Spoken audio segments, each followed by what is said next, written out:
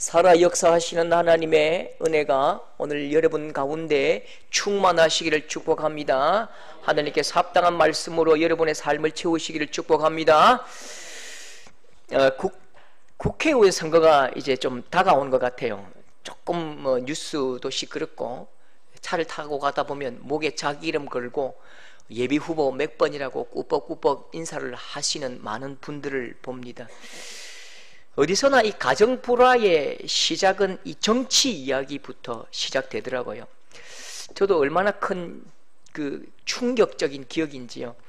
1980년 한여름에 저녁 식사 시간이 기억이 납니다.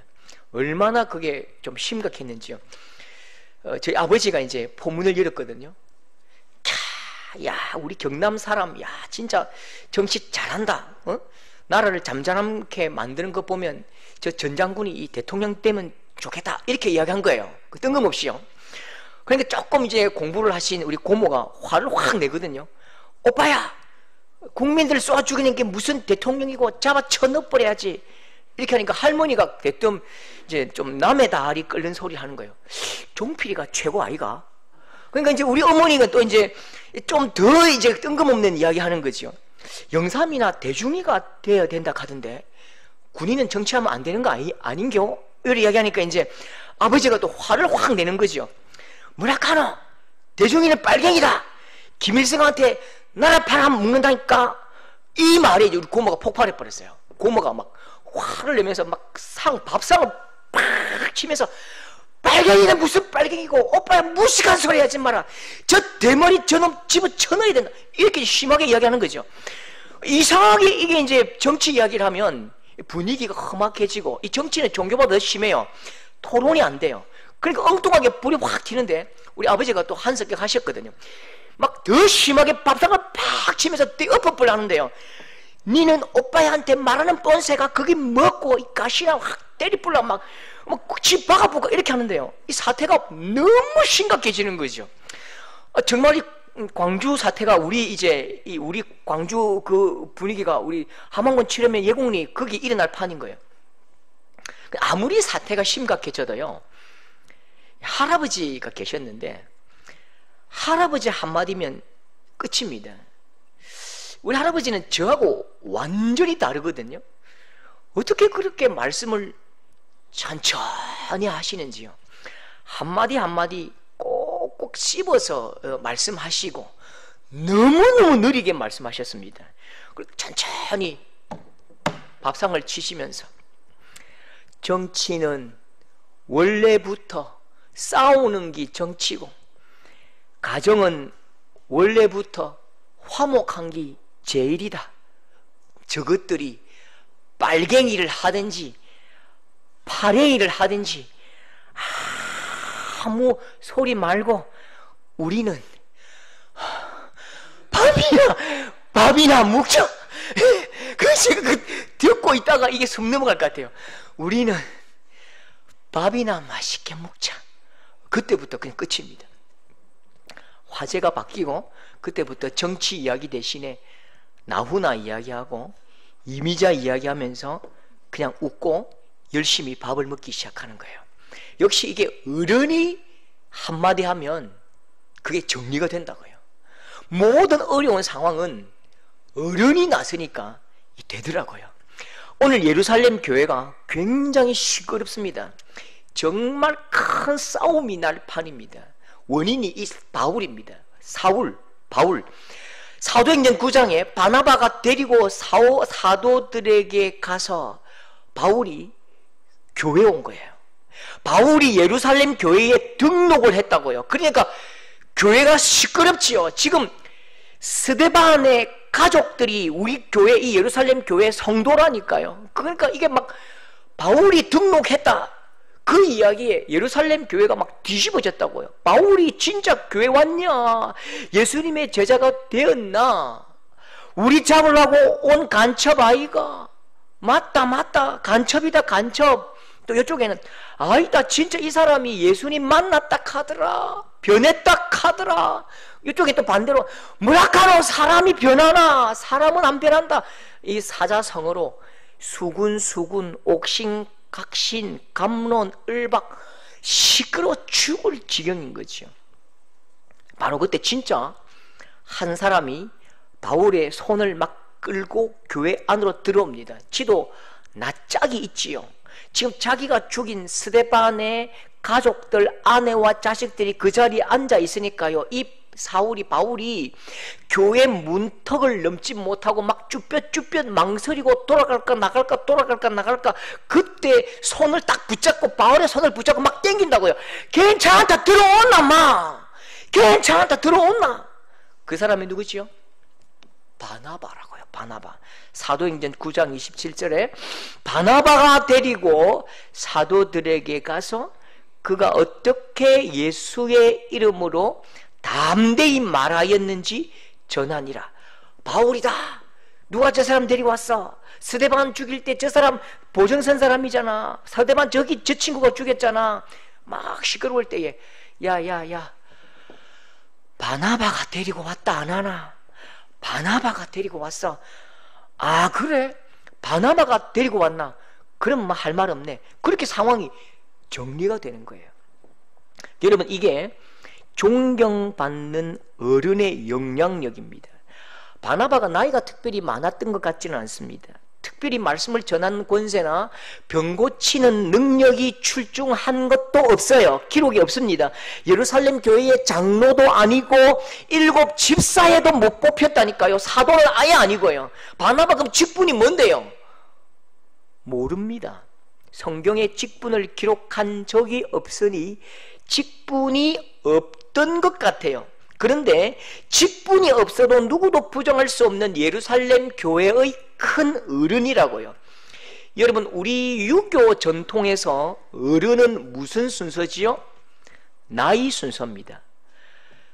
살아온 세월을 존경하는 것, 여러분 훌륭한 일이지요. 살아온 세월을 존경하는 것을요, 그건 경로라고 불러야 됩니다. 경로.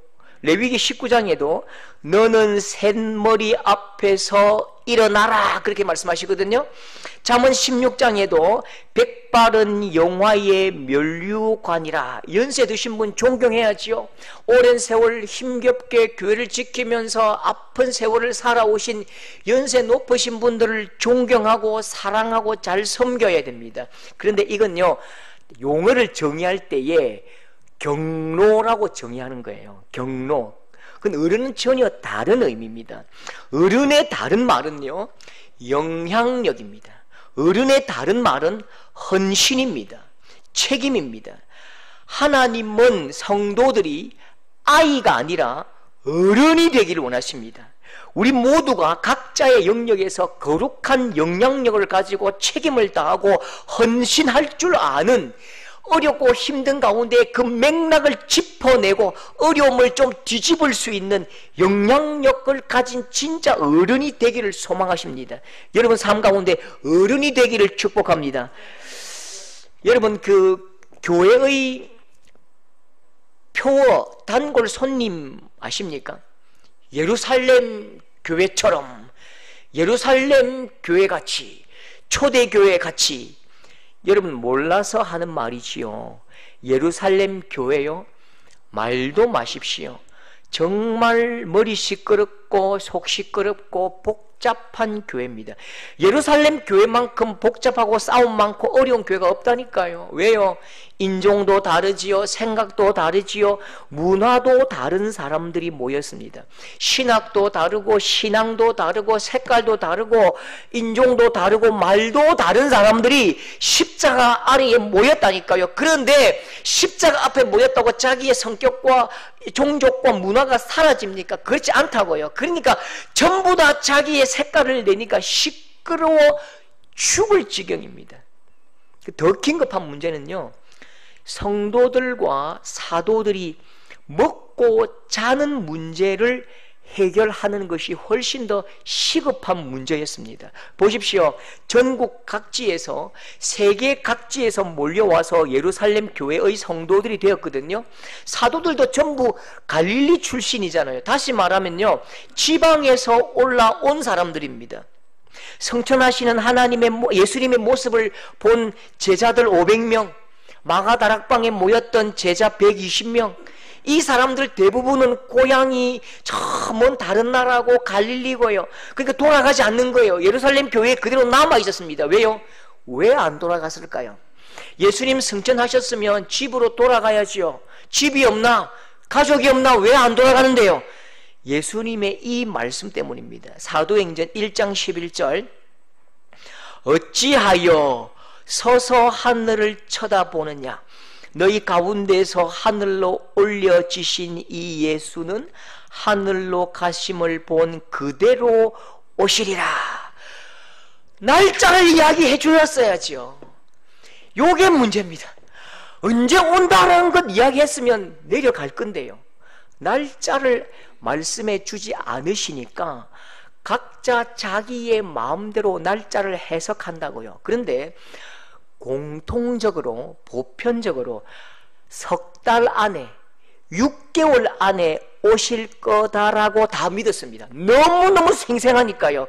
아니면 1년 안에는 반드시 오실 것이라고 믿었다니까요. 그러니까 몇 달 안에, 1년 안에 오실 거니까 우리가 가지 말고, 집으로 돌아가지 말고 여기서 복음을 전하고 예수님의 사명과 명령 따라서 온 천하에 다니면서 복음을 전하고 제자 삼자, 그렇게 예루살렘 교회에 머물러 버렸다니까요. 순식간에 예루살렘 교회가 큰 부흥을 이루는데요.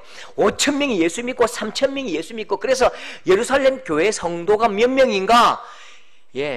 전문가들이 2만 명쯤 되었다고 말합니다. 2만 명요. 그러니까 당장에 지방 출신 성도들과 사도들을 먹여야지요. 아무리 예수 잘 믿고 성령 충만해도 안 먹고는 못 산다고요. 그러니까 먹어야지요. 자야지요. 고아와 과부들이 막 교회로 밀려 들어오니까요, 이 사람들을 먹이는 문제도 굉장히 어려운 거예요. 너무너무 힘든 문제라고요. 세상에 제일 어려운 문제가 먹고 사는 문제입니다. 먹고 사는 문제를 해결하는 것이 가장 위대한 일이라니까요. 누가 이 어려운 상황을 풀어냅니까? 4장 37절. 여러분, 이 사람이 이렇게 어려운 문제를 해결합니다. 다 같이 시작. 그가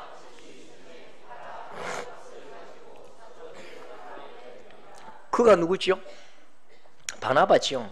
바나바가 밭을 다 팝니다. 왜요? 바나바가 부자라서 팔았을까요? 아닙니다.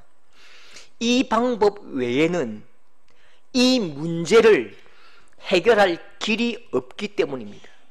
이 교회를 바나바에게 맡겼기 때문입니다. 바나바가 주님께서 맡기신 이 교회의 중심이고, 그 말씀이 내 마음속에 뜨겁고 내 마음속에 장자의 뜨거운 그 부담감이 있는 거예요.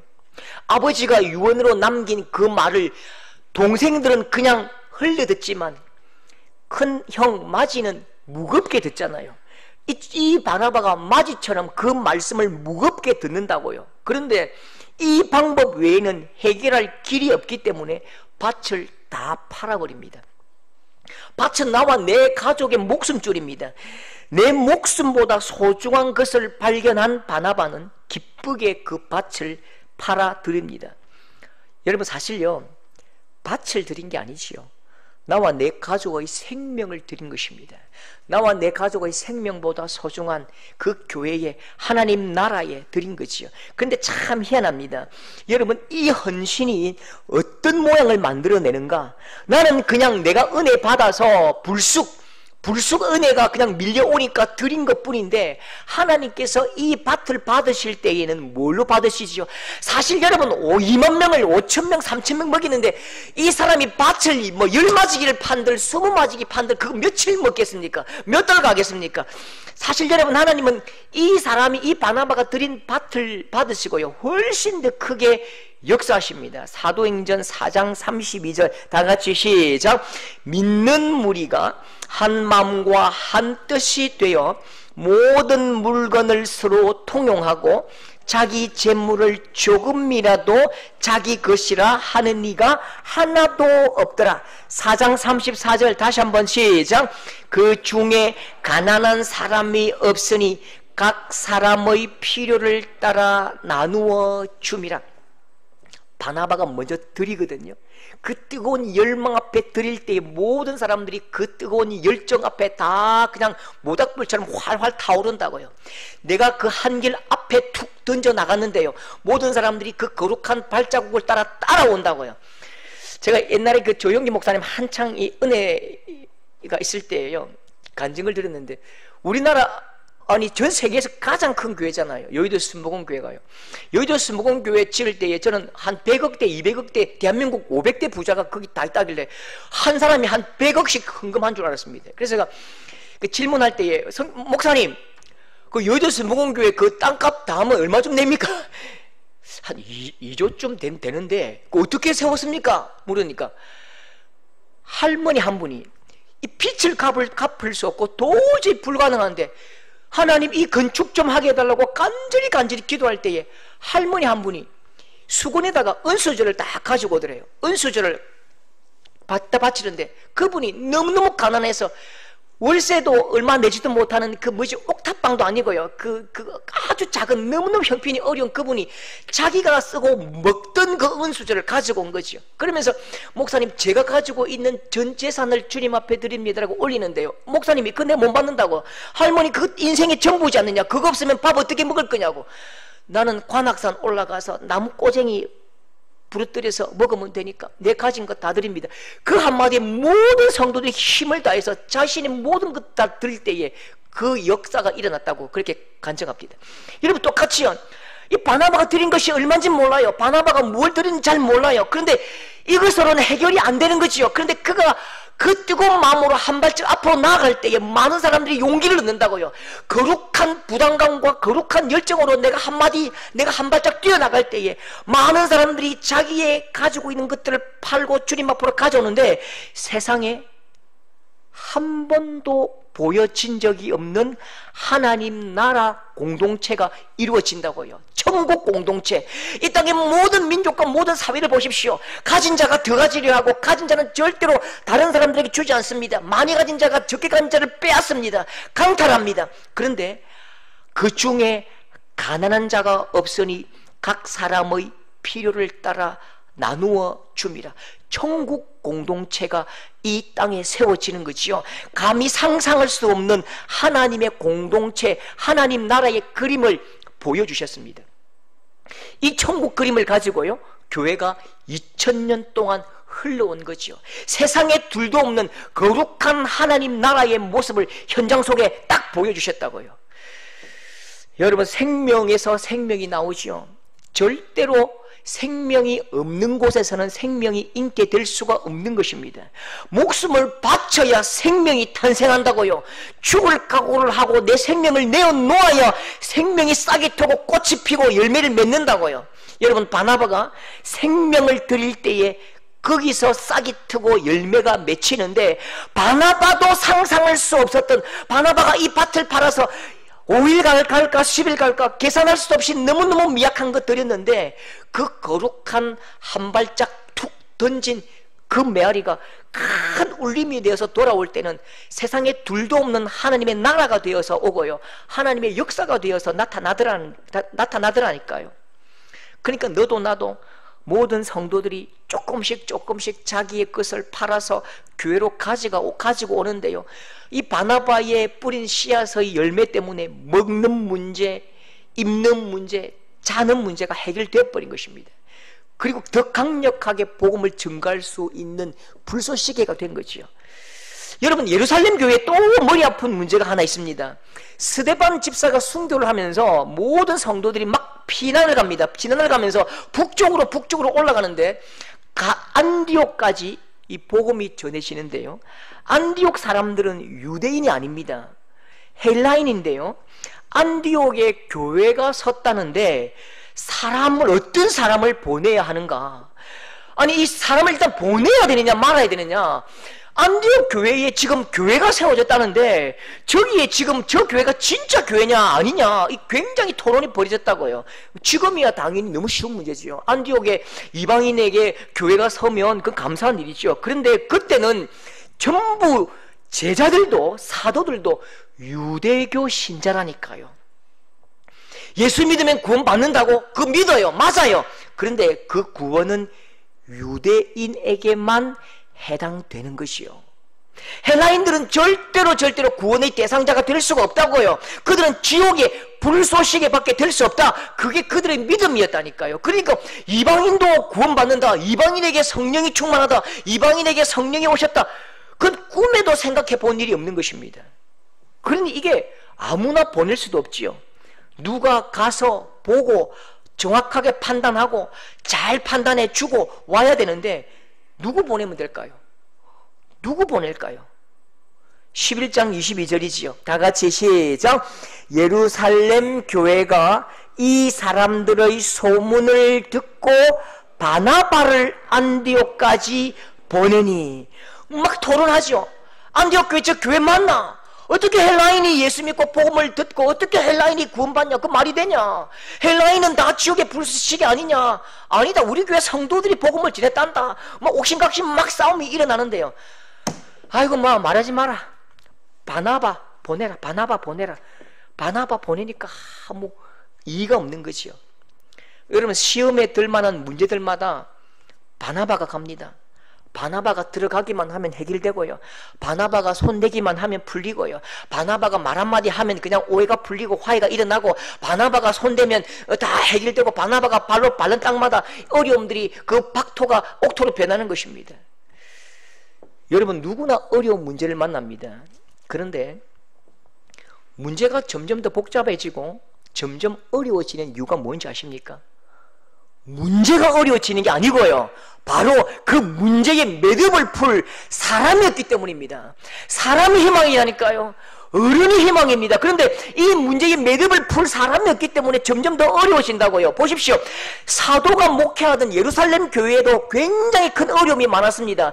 사도보다, 이 땅의 교회 목사는 사도보다 얼마나 부족할까요? 아마 사도의 영성의 10%만 될까요? 그러니까 이 땅의 교회들마다 문제가 없을 수가 없다고요. 예루살렘 교회보다 훨씬 부족한 성도들이 섬기는 교회지요. 그러니까 당연히 어려운 문제를 만날 수밖에 없는 겁니다. 교회는 어렵습니다.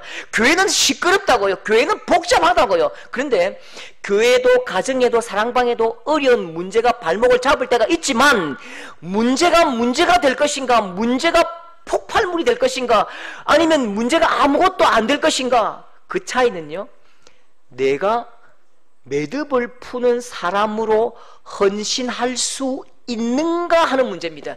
그 공동체 가운데 매듭을 푸는 어른이 있다면, 매듭을 풀어낼 수 있는 헌신자가 있다면 그 문제는 아무것도 아닌 거지요.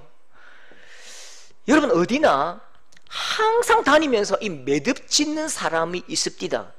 또 반대로 매듭을 푸는 사람도 있더라고요. 사건이 생기면요, 복잡하게 막 관계가 어려워질 때에 그 문제를 가지고 입에서 저 입으로 굴리고, 저 입에서 이 입으로 다시 굴리고, 이 집에서 저 집으로 막 구르면요, 이게 큰 이 눈사람이 되어가지고요, 눈사태를 일으키는 거지요.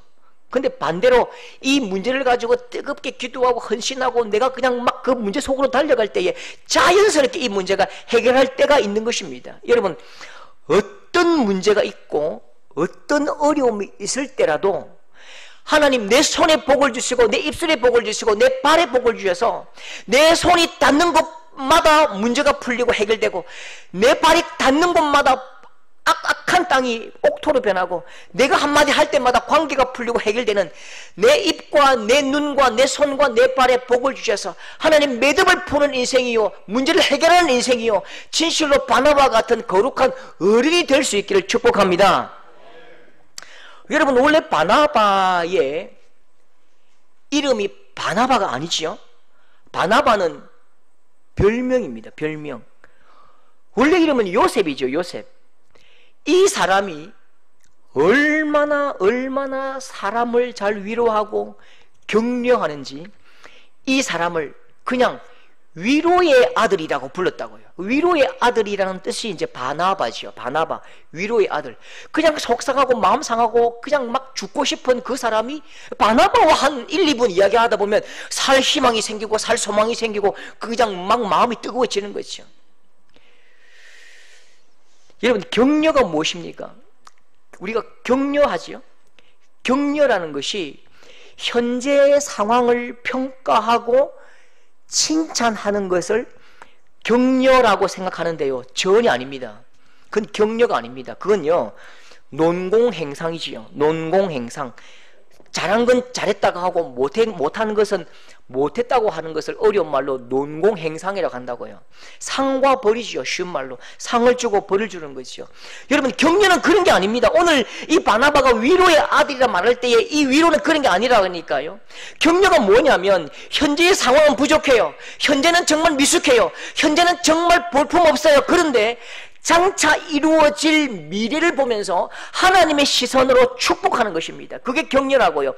현재에서 미래를 바라보면서 박수를 치고 하나님의 은혜가 임할 때에 장차 이루어내실 하나님의 기대와 꿈을 바라보면서 하나님의 거룩한 소망을 바라보면서 박수치고 그냥 축복하고 기도하는 것이 격려지요. 오늘 말씀해 보면 바나바가 안디옥 교회에 파송됩니다. 예루살렘 교회의 대표로 파송된다고요. 안디옥 교회가 정말 예루살렘 교회와 같이 정말 예수 그리스도의 교회인가, 아니면 헬라의 이단인가, 구원받은 형제인가, 아니면 악한 이단인가, 그것을 판단하고 오래요. 그래서 바나바가 갑니다. 바나바가 어떤 사람입니까? 4장 36절에 보면요, 레위족 사람이 있으니라고 말하지요. 원래 이 사람은 유대 전통에 익숙한 유대인입니다.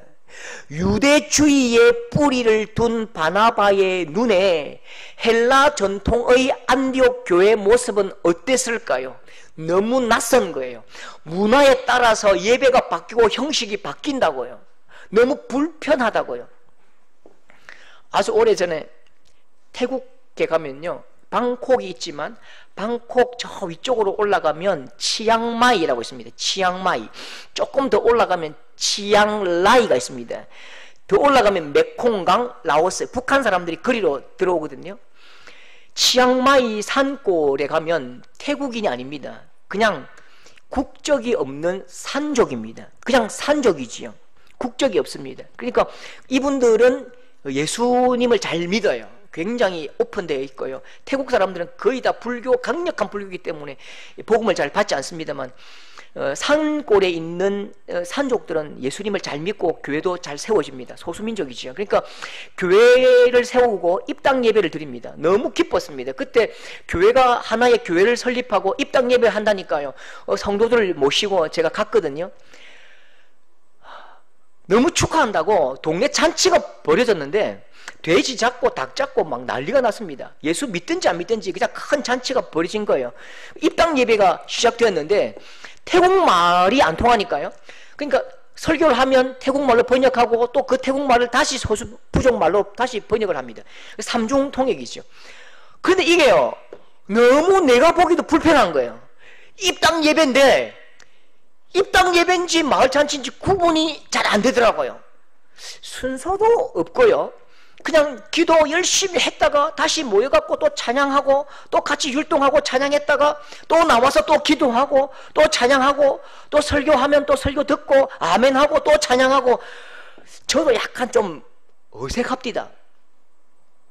예배를 마치고 한 2시간 예배를 드렸는데요, 같이 막 밥 먹고 이렇게 나왔는데 원로 장로님이 굉장히 불편해 하시는 얼굴이 막 보이는 거죠. 그래서 제가, 장로님 뭐 좀 불편하십니까? 몸이 안 좋으십니까? 라고 이제 말씀을 물었죠. 그 장로님이 막 하고 싶은 이야기가 있는 거예요. 다 닥치더니 저런 쌍놈들을 봤나? 쌍놈들을 봤나? 순서도 없고 격식도 없고 예배인지 노래자랑인지 구분도 못하는 저런 쌍놈들을 봤나? 선교사는 뭐하노? 질서를 잡아야지. 교회가 왜 이렇게 질서가 없는지 모르겠다면서 다 가시는 거죠. 그렇죠. 그분이, 원로 장로님이 잘못됐다는 게 아니고요, 사람이 문화적인 차이를 넘어선다는 건 굉장히 어렵다고요. 문화의 차이를 넘어서는 건 너무 힘든 거예요. 내 평생 내 몸에 배인 그 관습 습관을 포기하는 것은 불가능합니다. 여러분, 바나바의 눈에 이 안디옥 교회, 이 헬라인의 교회 모습에 부족한 모습이 없었을까요?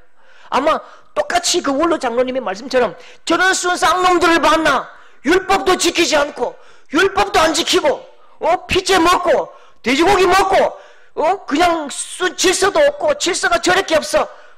그렇게 말하고 싶지 않았을까요? 예루살렘 교회 대표로 왔으니까 좀 따끔하게 혼도 내고 지적해주고 그럼 안 돼! 이렇게 해야 돼! 그렇게 가르쳐주고 싶었을 것입니다. 그런데 바나바는요, 안디옥 교회 가서 딱 한 가지만 봅니다. 다른 모든 것에 눈을 감습니다. 돼지고기를 먹던 할례를 안 하던 그거 안 보고요, 딱 한 개만 봅니다. 23절 다 같이 시작. 하나님의 은혜를 보고 기뻐하여 모든 사람에게 굳건한 마음으로 주와 함께 머물러 있으라 권하니. 뭘 보았다고요? 하나님의 은혜를 보고 기뻐하여. 하나님의 은혜만 보고 기뻐하여. 사람 사는 동네에 약점이 있지요. 장점도 있고요. 잘한 것도 있고 못하는 것도 있다고요. 그런데 바나바는 안디옥 교회에 임한 하나님의 은혜만 보는 거지요. 하나님의 은혜만 보니까 기뻐할 일밖에 없는 거지요. 돼지고기 좀 먹어도 괜찮고 좀 할래 안 해도 좀 괜찮고 그냥 하나님의 은혜만 바라볼 때에 기뻐서 어쩔 줄 모르는 거지요. 여러분, 여러분의 눈에, 여러분의 안목에 특별한 하나님의 복이 임하기를 축복하는데요, 하나님의 시선을 가진 여러분 될 수 있기를 축복합니다. 사람들을 볼 때에, 자녀를 볼 때에, 다른 사람 볼 때에, 목사를 볼 때에, 다른 여러 형제들을 볼 때에 부족한 면이 있다니까요. 그런데 은혜가 훨씬 더 큽니다. 우리 교회에 임하신 하나님의 은혜, 우리 공동체에 주신 하나님의 축복, 이것만 바라볼 때는요, 놀랍다 주님의 큰 은혜, 주의 은혜, 은혜로다, 은혜로다. 은혜를 노래하고 은혜만 선포할 수 있고 은혜만 찬양할 수 있는데요, 이게 안 좋은 것만 바라보면 이게 입이 튀어나오고 화가 나고 짜증이 난다고요. 그런데 안 좋은 것보다 하나님의 은혜는 훨씬 더 큽니다. 하나님의 은혜는 모든 것들을 다 덮을 만하지요. 하나님의 은혜가 뭐지요? 가려주시는 은혜가 있다니까요. 아담과 하와가 그 치부를 가려주셨잖아요. 하나님께서 우리의 치부를 가려주신다고요. 가려주시는 하나님의 은혜가 없이 그냥 확 들춘다면, 우리의 죄가 낱낱이 드러난다면 누가 살아남겠습니까? 하나님의 은혜 가려주시고, 부족한 것 가려주시고, 못난 것 고개 돌려주시고, 하나님의 놀라운 은혜만 바라보고 박수 쳐주시는 그 하나님의 안목이 여러분의 눈에 충만하시기를 축복합니다. 바나바 눈에는요, 예수님을 잘 믿는 그 모습만 보인다고요. 예수님 믿고 기도하고 예수님을 소원하는 그 모습으로 충분하다고요. 그래서 힘든 유대인의 전통을 지키라고 말하지 않습니다. 바나바가 말하고 가르치고 부탁한 게 뭐지요? 11장 23절 모든 사람에게 굳건한 마음으로 주와 함께 머물러 있으라 권하니. 권했다 하나만 권한다고요. 뭐라고요? 모든 사람에게 굳건한 마음으로 주와 함께 머물러 있으라 권하니. 참 한국말 어렵네요. 무슨 말입니까 이게?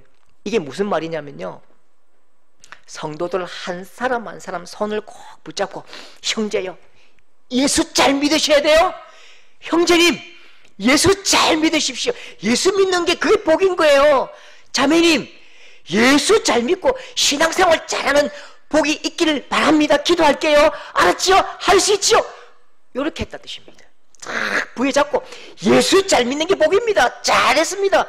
이렇게 했다고요. 여러분, 격려와 축복은 현재 모습에 대한 평가가 아닙니다. 하나님은 누구도 우리에게 평가하고 심판하고 판단자로 세운 사람이 없다니까요. 함부로 우리의 입술로, 우리가 가진 생각으로 다른 사람들의 신앙과 다른 사람들의 행동을 판결할 판결자의 권세를 우리에게 주신 일이 없다니까요. 여러분, 격려와 축복은 하나님의 마음으로 보는 눈입니다. 하나님의 꿈이 이들에게 이루어지기를 소망하는 기도의 언어가 격려와 축복이지요. 아기가 태어나면요, 돌이 지나면 깁니다. 기잖아요. 애가 막 깁니다. 격려하고 축복하는 부모는 어떻게 말합니까? 일어나! 일어나! 벌떡 일어나야지! 왜 아직도 기어? 그렇게 하지 않는다니까요. 잘 기네. 세상에서 제일 잘 기네. 멋지게 기네. 그렇게 하잖아요. 아장아장 걷다가 툭 넘어지는 아기에게 왜 넘어지냐? 네 다리가 없나? 힘이 없나? 바짝 서! 그렇게 하지 않지요. 넘어지면요, 잘했어. 오늘 5발자국 걸었네. 야, 잘했어. 그렇게 박수 쳐주잖아요. 여러분, 하나님의 마음도 그렇다고요. 그저 내 모습 그대로 봐주시고 기뻐하시고 축복하십니다. 똑같이 오늘 바나바가요, 이 안디옥 교회의 부족한 모습, 기는 모습, 그 모습 보면서 축복하고 축복하는데요, 그 모습 그대로, 그 축복 그대로 안디옥 교회가 전 유럽 대륙을 책임지는 선교의 중심, 기둥 같은 교회가 된다고요. 예루살렘 교회가 이 안디옥 교회로 기둥이 옮겨간다니까요. 그 축복대로 하나님께서 쓰신다니까요. 여러분, 제가 지난번 교회에서 3청년부를 맡았거든요. 원래는 1, 2청년부밖에 없었는데 이제 20살짜리가 올라왔는데 저거 선생님이 청년이 있으니까 어려웠잖아요. 자기 고모가 청년부 있고 할 수 없이 3청년부를 맡았는데 36세부터 53살까지 있었습니다. 그런데요, 이 청년들이 한 번씩 눈물을 흘리면서 목사님 진짜 교회 가기 싫어요. 권사님 만나기 싫어요. 진짜 짜증나요. 왜 무슨 일인데? 만나면요, 아이고야 네가 많이 늙었네. 얼굴 눈에 주름이 짜글짜글하다. 야 빨리 가라. 대충 너끼리 맞춰 가라. 너끼리 안눈 좀 맞춰라. 눈 좀 낮춰라. 눈이 그리 높노. 저녁이 신들래. 무슨 퍼즐입니까? 조각입니까? 뭘 맞춰요. 맞추기는. 그러니까 진짜 교회 오기 싫대요. 대구에 있는 청년들이요, 명절만 되면 집에 가기 싫대요. 가기 싫어요. 좌절하고 돌아옵니다. 그 대학 들어가서 취직하겠나? 우리 딸은 서울로 갔는데 서울로 가지 왜? 서울에 있는 대학이 좋은 게 아니고 내가 다니는 대학이 세계 최고 대학인 거예요. 세계 최고 좋은 대학은 고신대학, 계명대학 뭐 있잖아. 다. 뭐 서울 가면 좋다고 그래요. 중고등학생들에게 시험 잘 쳤나? 몇 등에 넣어? 이게 살인입니다. 언어 폭력입니다. 폭력. 결혼을 늦은 청년들을 보면요, 이렇게 말씀해야 돼요. 원래 귀한 보석일수록 눈에 늦게 띈다. 네가 귀하기 때문에 늦게 띄는 기라. 네 가치를 알아볼 때까지 더 도도하게 고개 바짝 들어보라. 그리고 이 돈으로 옷 한 벌 사 입어보라. 요게 진짜 멋진 거예요. 시험에 떨어진 손주에게는요, 네 다 아는 문제인데 네가 잠깐 착각했을 기다. 영양이 부족해서 그렇다. 바베큐 2마리, 치킨 2마리 사무라. 닭값 주면요, 그게 진짜 위로요, 격려고. 그게 하나님의 음성으로 들린다니까요. 하나님의 이름으로 말하면서 아이고야 네 얼굴이 짜글짜글하네. 주름이 막 많네. 뭐 니도 많이 늙었네. 안 된다니까요. 그렇게 하면요. 여러분, 어른은요, 사람의 길을 살립니다. 어른은 만날 때마다 막 행복해집니다. 날개를 달아주고 희망의 불을 지피는 그 사람이 진짜 어른이라니까요. 따뜻한 봄날 햇볕 같아서 좀 춥고 떨릴 때마다 막 어른의 품에 안겨서 막 아양 부리고 싶은 그분이 진짜 어른이라니까요. 이분 만나고 싶고 정말 끄졌던 소망의 불씨가 살아나는 살맛나게 해주는 그분, 그 사람이 어른이라니까. 나이와 아무 관계 없는 것입니다. 그래서 한경직 목사님, 여러분 은퇴하시고요, 남한산성 저 산꼭자기에 혼자 사시는데 청년들이 줄을 섭니다. 한 번만 좀 만나게 해주십시오. 목사님 저 한 번만 좀 만나 주십시오. 내 죽을 것 같아요. 힘들어 죽겠어요. 저 자살 지금 시도 5번째입니다. 근데 그 목사님 만나서 한 번 울고 나면요, 새로운 살 소망이 생기고 희망이 생기는데요, 목사님이 힘내라. 하나님 함께 하신다. 너 잘생겼다. 똑똑하다. 와, 니만큼 최고가 없다. 가다가 곰탕 사무라이 하고 10,000원 딱 주는 거예요. 10,000원 들고 절대 못 사먹지요. 방 앞에 다 걸어놓고 희망이 있다. 살 소망이 있다. 그렇게 살 소망을 찾는다고요. 여러분, 하나님 말씀에 격려하다, 위로하다, 이걸 원어로 하면요, 칼레오라고 합니다. 좀 어려운 말인데요. 칼레오. 이 뜻이 뭐냐면요. 소리를 지른다는 뜻입니다. 부르짖는 뜻인데요. 막 소리 지르는 거죠. 근데 희한하게 이렇게 말하면요. 우리나라는 상급자가 하급자에게 화를 내면서 자기의 영향력을 인정받으려 한다고요. 부장은 대리에게 왜 이 일을 해 하면서 소리를 던지면서 쾌감을 느낀다고요. 내가 좀 쟤보다 높다라고 제가 이렇게 막 만족감을 느낀다고요. 저도 굉장히 지금 회개합니다. 저도 과거에 그 후배들한테 얼마나 저 화를 많이 내고 간사한테 막 화를 냈는지요. 얼마나 나쁜 사람인지 모릅니다. 그렇게 하면서 내가 높은 지위에 있다는 것들을 확인하려 한다고요. 그게 가장 못난 짓입니다. 가장 못난 사람이요. 아랫사람에게 화를 내면서 소리치면서 큰 소리로 윽박지르면서 내 위치를 확인하려는 사람이 가장 찌질한 사람입니다. 여러분, 근데 오늘 말씀에요. 격려하다, 위로하다, 이 칼레오는 전혀 다른 뜻입니다. 자, 여기 보십시오. 축구 경기를 할 때에 우리가 한 골 먹었잖아요. 한 골 넣을 때도 있고 먹을 때도 있잖아요. 넣을 때마다 우리가 넣으면 와 만세! 그리고 우리가 먹고 나올 때는요. 와 괜찮아 다음에 하면 돼, 이길 거야, 화이팅! 그렇게 소리쳐 주는 것, 그게 칼레오, 위로하는 것입니다. 여러분 잘 생각해 보십시오. 잘하고 싶지 않은 사람 한 사람도 없습니다. 잘하고 싶고요, 모든 사람들 다 멋지게 하고 싶고 성공하고 싶다고요. 그런데 내 실력이 부족해서 잘 안 될 때가 있고 상황이 어려워서 잘 안 될 때가 있습니다. 그러면 제일 힘든 건 나잖아요. 내가 진짜 힘들어 죽을 지경이라고요. 그런데 안 그래도 힘들어서 지금 막 뛰어내릴까 말까 고통하는 이 내 가슴에 송곳 같은 말들, 그따위로밖에 못하냐, 그따위로밖에 못하냐, 그러니까 네가 그 모양이지, 이러면요 남아있는 희망도 전부 다 갈기갈기 찢어져 버리는 거죠. 여러분, 격려라는 것은 지금의 환경은 어렵지만 하나님께서 함께 하시면 할 수 있고, 하나님께서 함께 하시면 날아오를 수 있고, 하나님께서 함께 하시면 100배의 소초를 거둘 수 있다라고 선언하고 선포하는 간절한 기도인 것입니다. 잘 될 거야, 하나님 도와주실 거야, 우리는 할 수 있어, 잘 될 거야, 그렇게 기대하고 기도하는 것이요. 여러분, 우리 모두 이 바나바처럼 위로의 사람, 격려의 사람으로 진정한 어른으로 살아가시는 여러분 될 수 있기를 축복합니다. 오랜 세월 지나서 여러분의 이름은 잘 기억하지 못해도 그분, 격려하시던 분, 위로하시던 분, 손잡아 주시던 분, 내가 너무 허기지고 어려울 때에 국밥 한 그릇 사 먹으라고 5,000원 찔러주시던 그분, 그렇게 거룩한 기억됨으로 남아있는 거룩한 소망이 되는 여러분 될 수 있기를 축복합니다.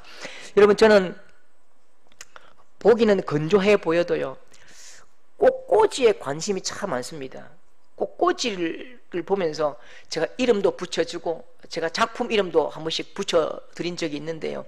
지난번에 꽃꽂이를 하시는 그 권사님께서 이렇게 이야기를 하면서 저한테 질문을 하시더라고요. 질문을, 목사님, 꽃 중에 어른이 있어요. 꽃 중에 가장 어른 꽃이 어떤 꽃인지 아세요? 묻더라고요. 당연하지, 알죠. 이거 아닙니까? 이거 새빨간 장미, 딱 가운데에 딱 소리 자리 잡은 새빨간 장미 아닙니까? 아니래요. 그럼 요 장미 옆에서 하얗게 강력한 그 향기를 뿜는 백합 아닙니까? 아니래요. 그러면 요 밑에 가운데에 자리 잡고 있는 이 달리아 아닙니까? 아니래요. 그리고 우리 권사님께서 그렇게 말씀하시더라고요. 목사님, 꽃 중에 어른은 안개꽃입니다. 그렇게 말합니다. 안개꽃은 절대로 중심에 서지 않습니다.